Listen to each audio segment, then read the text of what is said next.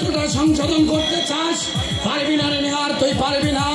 আরে শালা ত্রেতা যুগে রত্নাকর বাল্মীকি মনে হয়েছিল, আর আমি শালা এ যুগে রত্নাকরই থাকবো, ওই বাল্মীকি মুনি হতে পারবো না।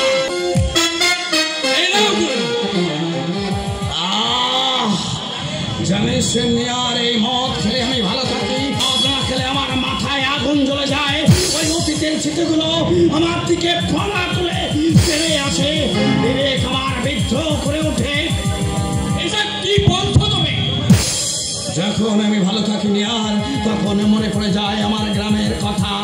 আমি প্রত্যেক দিন স্বপ্নে দেখি আম কাঁঠালের বাগান, জলের সেই ঝলক শব্দ, কাঠের প্যাক প্যাক ডাক, মাঠ ভর্তি কাশফুলের মাথা তোলানি, আলো পথ দিয়ে পথ চলা না।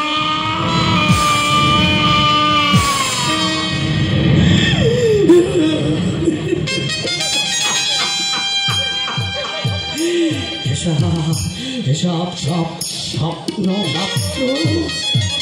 একটা কথা বলবো গুরু? হ্যাঁ বল।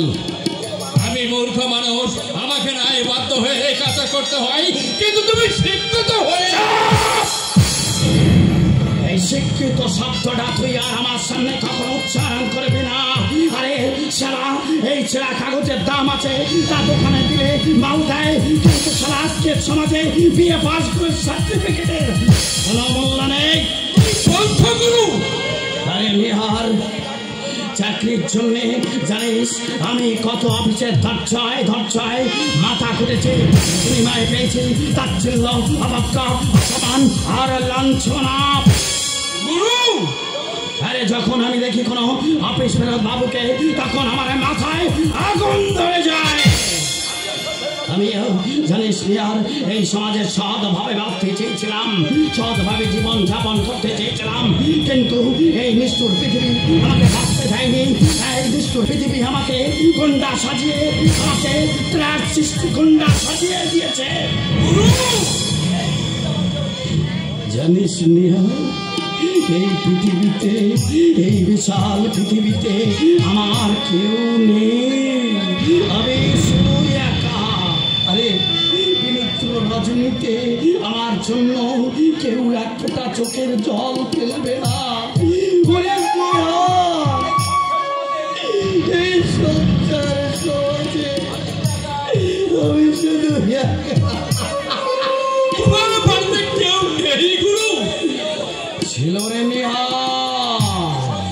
একদিন সবই ছিল, ছোট্ট একটা সুখের সংসার ছিল, আমার গর্ভধারিণী মা ছিল, আমার আদরের অতি ছোট বোন, কিন্তু এক শয়তানের বিষাক্ত নিঃশ্বাসে আমার সেই সুখের সংসার ভেঙে নাচ করে দিল। আমার জীবনে নেমে এসলো আমার সেরম বাঁকা।